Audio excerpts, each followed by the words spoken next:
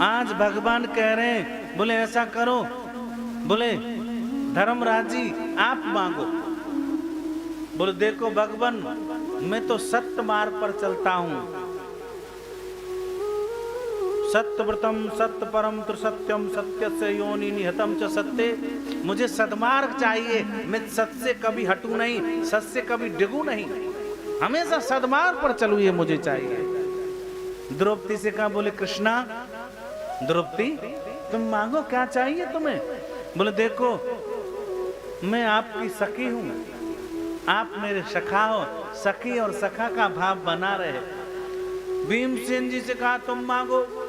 भीमसेन जी ने कहा देखो हमको वैसे ही लोग भोजन भट्ट कहते हैं, भोजन भट्ट लट्ठ कमार है, तो भगवान मैं तो आपके चरणों की भक्ति चाहता हूं और मुझे कुछ नहीं चाहिए। वहीं भगवान की बहन सुभद्रा खड़ी थी, नीचे मुंह कर रखा था। भगवान ने कहा सुभद्रा, सुभद्रे बहन तुम भी मांगो ना, सबने कुछ ना कुछ मांगा। बहन कहती है, बोले भाई से बोले आप मुझे दोगे? बोले हाँ मैं तुमको दूंगा, मांगो जो चाहिए सो। आज सुभद्रा ने क्या मांगा भगवान से कि कृष्ण त्वदीय पद पंकज पंजरांते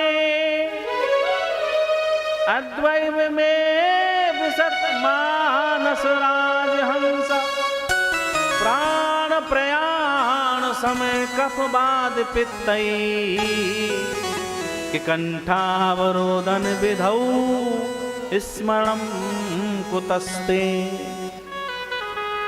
कि कृष्ण त्वदीय पद पंकज पंजरांते हैं, गोविंद आपके जो चरण हैं वो पिंजरा है, और जो हमारा मन है वो राज रूपी हंस है, और मेरा मन राज रूपी हंस रूपी मन आपके चरण रूपी पिंजरा में जाकर के आज ही फंस जाए, क्योंकि कोई पता नहीं क्षण भंग की, कल की नहीं पता। आज ही जाकर के ये मन आपके चरणों में लग जाए, क्योंकि कंठा अवरोधन विधौ स्मरणं कुतस्ते, बुढ़ापे में कंठ अवरुद्ध हो जाता है, कफ पित्त इत्यादि कंठ को घेर लेते हैं। मुझे केवल चाहिए आपके चरण, आपका स्मरण, आपके चरणों की भक्ति, और मुझे कुछ नहीं चाहिए। भगवान कहते मैंने तुमको दिया। और सुनो, जब बहन को भाई देता है तो बहन को बड़ी खुशी होती है।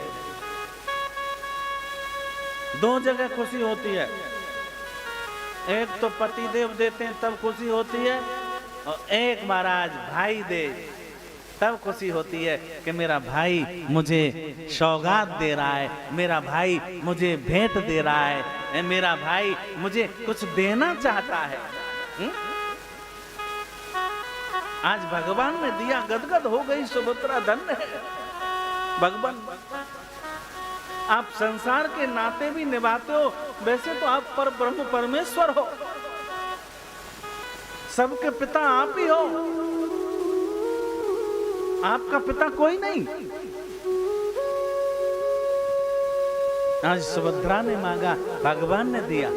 रात्रि हुई, युधिष्ठिर जी महाराज रात्रि में बैठे हुए हैं, उदास मन लेकर के, लेकिन भगवान समझा रहे हैं, क्यों रोते हो? नहीं, रोना नहीं चाहिए।